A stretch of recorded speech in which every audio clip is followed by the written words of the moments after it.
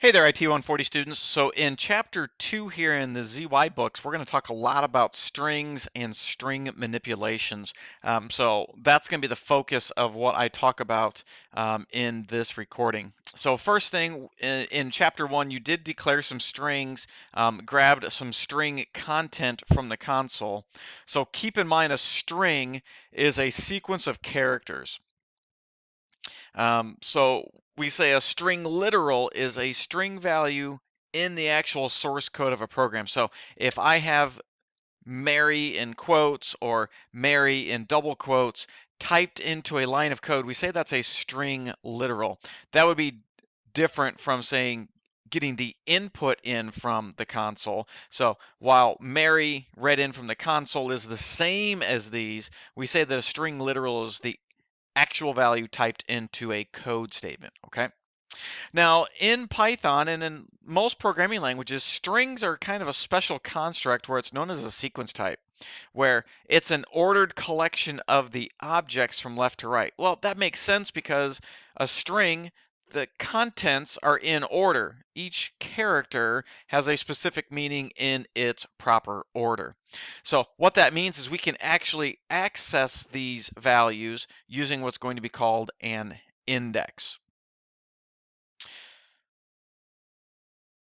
So keep in mind, let me back up here real quick. We use the input operator to get our string input from the user. We can provide a prompt asking them, the specific type of information we're expecting them to type in, but input is what we use to get in a string value. Okay, so we can get the length of a string. So we use the length operator, so len, and then the string variable name right here. So we've got a long string literal here, a shorter string literal, and then just a really, really short string literal. So using the length operator, this would give us how many characters are in this string. As I mentioned earlier, since the string is a special sequence type structure, we can actually access its contents using a bracketed notation and then the index. So as you can see here, they got the full alphabet right here, and they're saying alphabet and then this bracket notation with 0. So Python, like many other programming languages, starts the first position of something at position 0. So alphabet 0 gives us letter A. So there's always a one-off relationship where while you would say this is the first position, it's the zeroth index that we access. Letter B is position 1, and then if I access 25, that's the last character because remember there's 26 characters in the alphabet. The 25th one, the one after, the one prior to the length of the end there is the last one. Okay, scrolling down here, so one thing that we can do is we can join strings. So if I have string 1, it's ABC. I have string 2, it's 1, 2, 3. This is the characters 1, 2, 3. This would not be the number 1, 2, 3. What I can do is I can join these two parts together because they're both strings, and I just simply use the plus operator. So if I'm trying to join a string with anything else, I always have to join it with a string. You'll see later on that we would have to use the str, the string function, to convert something that's not a string to make it so it's concatenated. You can also see here that they're saying easy as, so they're taking this string and concatenating it with the next one right here. So we can concatenate strings together and then be able to print out them as a string. 2.2 and 2.3, I'm actually going to kind of skip over here. I do want you to read through these, but you're not going to need to implement these for the labs or the assignments at this time. We'll talk more in depth about lists and then dictionaries later on in our class. So these are data structures that we'll utilize down the road, so we're going to skip those for now. Real quick, just to refresh your memory, we've talked about strings. Keep in mind that you also have int and floating type numbers, and the ints and floats are separate. They're not sequence type values, okay? So keep in mind that these are number types, that the string manipulation operations are not going to work with them. Okay, so in 2.6, we talk about type conversions, and I just want you to have an awareness of some information here. So Python does what we call implicit conversions, where it tries to deal with things based on the types. So really simple, easy peasy, 1 plus 2, both of these are integers, you're going to get an integer back. 1 plus 2.0, so this is an integer, this is a float. It's always going to go to the higher level. So a float is a higher level than an integer, so it's going to return it as a float. And then, of course, if you have two floats, anytime you have two of the same type, you're always going to get the exact same type back. So keep in mind that we do have the conversion operation. So if I wanted to treat a float or a string as an integer, so keep in mind that the string would have to be able to be represented as a number, that we could do that. If I put the int operator to a float, keep in mind that it would chop off any of the decimal parts, so we're going to lose that precision. But the int operator, the float operator could take an int or a float, or again, any type of string that is an actual number type. Okay, so it can't be a double type. You have to give it an excuse me. Can't be a string type. You have to give it an actual thing that can be converted to a float. And then again, the last one here is the str. I mentioned it earlier. This takes any type of data type and turns it into its string representation. So this will be very useful if you want to concatenate an integer type with a string type. You'll have to put str and then the actual integer variable or integer value. Okay, so let's start talking about some of the string formatting methods that we have here.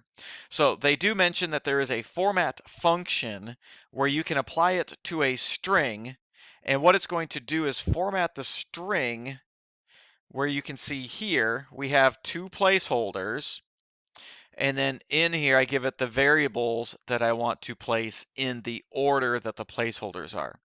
So a nice little shortcut potentially where I could swap out what the variables are without having to change my context in here. So you've got three ways to use that. You could actually use positional values inside the curly braces here. So inside the string, I could put in position 1, this is 0, this is 2, and then this would go 0, 1, 2. Or we could just simply put empty placeholders. This is probably the kind of preferred way to do that, where then I don't have to ever worry about changing what these are. These will then go in order as you see here. Or I could use them as variable placeholders where I've got animal equals cat and so forth.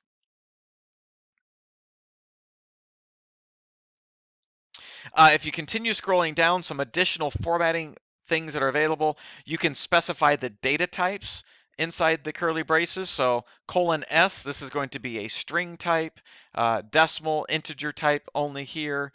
So you can see that we could format things. You could apply a precision where it's going to only display two places after the decimal. I don't know exactly if this rounds or not. That would be something that you would need to double check if you're going to use it for rounding. So they give you some additional examples down here. Let's go to the next section. So again, more string formatting. So these will be very useful for when you get to your projects and assignments turned in later on down the road. Not for this lab, but those assignments. But you can set a field width. So how many characters we're expecting to display. And we can specify that we would want, say, like a name to cover 16 characters, and then a second field would cover 8 characters here. And you can see that they've broken down the parts where we've got a player name where it's the first 16 characters, and then the number of goals that the player has scored spans 8 characters here. Really, we probably could have just gotten away with using 5 characters there as at the end here. I'm sure that there's not going to be anybody scoring, tens of thousands of goals in this field right here. But this would format things and it would align things to the left and then align things on the right here as well. Speaking of that alignment, you can align the text. You can see that we can specify the number of places, and then this, the less than symbol, that's going to left align it. If I switch it the other way, this is going to right align it. So really we're looking at which way the arrow's pointing. And then you could use the caret operator. This is going to format it in the center. So you can see that those can be applied as well.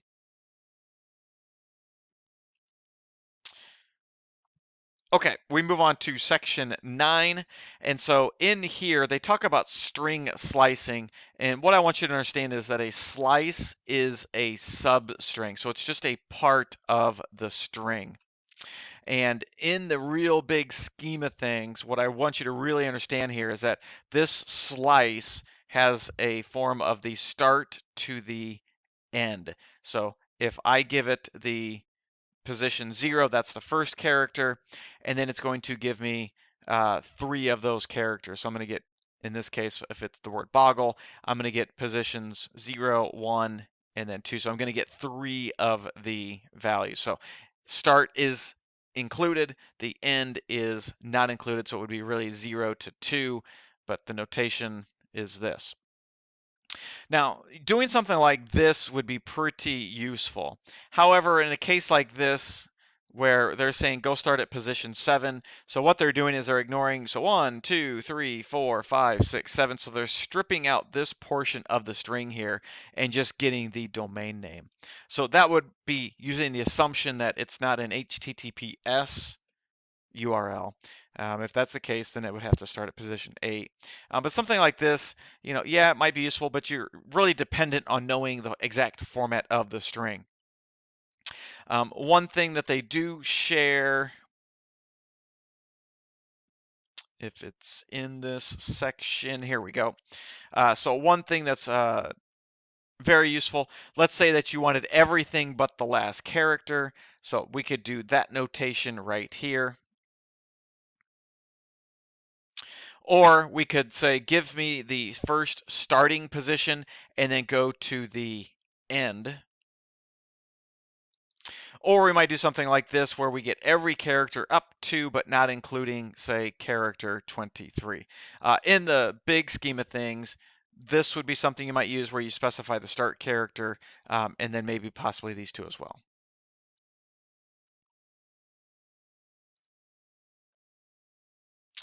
Okay, next thing, strings have the ability to replace characters or portions of them. So we might have the word one, we want to replace it in Spanish, so the Spanish would be UNO. So any place where we might see the word one, it would be replaced with uno in Spanish. So you can see that they are replacing an exact portion of a string with this portion right here. There's also additional methods to find, checking if something is contained in a string. And what this find method does is it tells you the index of the first occurrence. So you would check to see if you get something back. -1 indicates that it was not found in the string, which kind of makes sense because a string starts at position 0 and goes on to a positive number. An additional thing that you might find very useful is the count function. So this tells you how many times a particular string occurs in the string. So we can specify the string, give me the count, how many times this appears, and it would tell us the number of times that appears.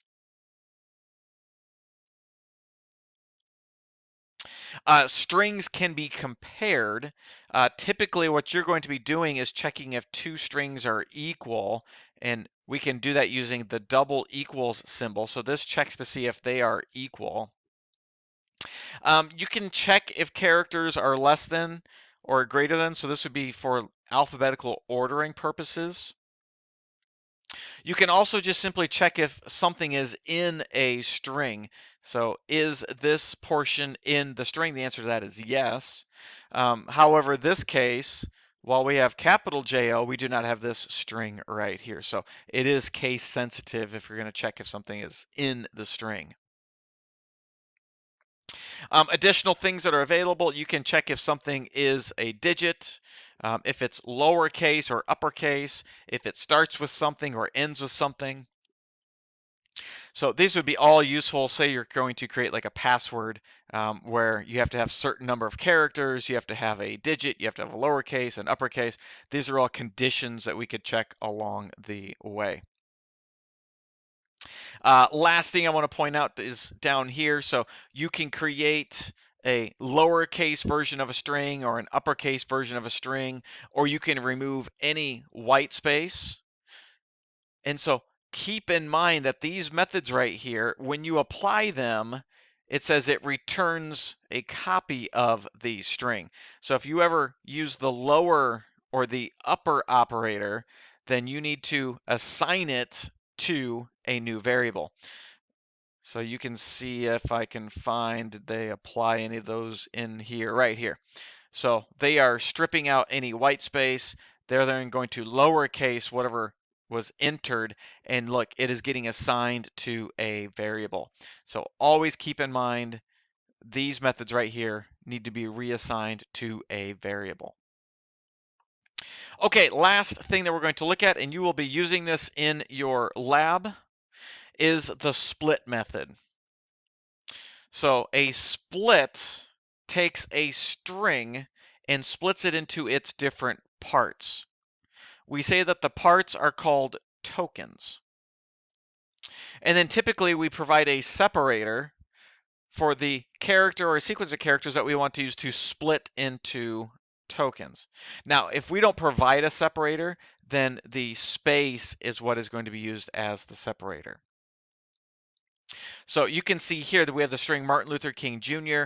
When I apply the split operator, what it does is I get Martin, I get Luther, I get King, and I get Jr., and this is then returned as a list. So I have a list of tokens. And then to access those tokens, so if I scroll down,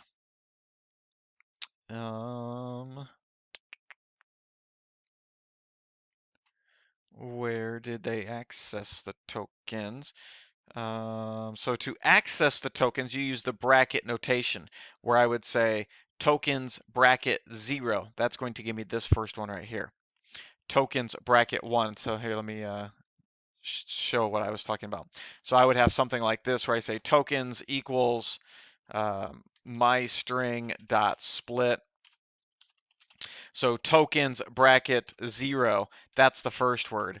Tokens bracket 1, that is the second word, and so forth. And then let's suppose that I wanted just the first character. So tokens 0, that gives me the first word. And then if I apply an additional bracket, this would give me the first character of the first word. So this gives me the word, this gives me the first character, okay? Last thing, so we might have something like this where we might have 5, comma, apples, 6, comma, bananas. We might have something that is a comma separated list. And so we could do tokens equals the string dot split, and I can use the character that's being used to separate the values. And so in this case, tokens 0 would be the number 5, tokens 1 would be the string right here. Okay, a lot of information there. Keep in mind as you work the labs, come back to these sections and then find what you need to answer the problems.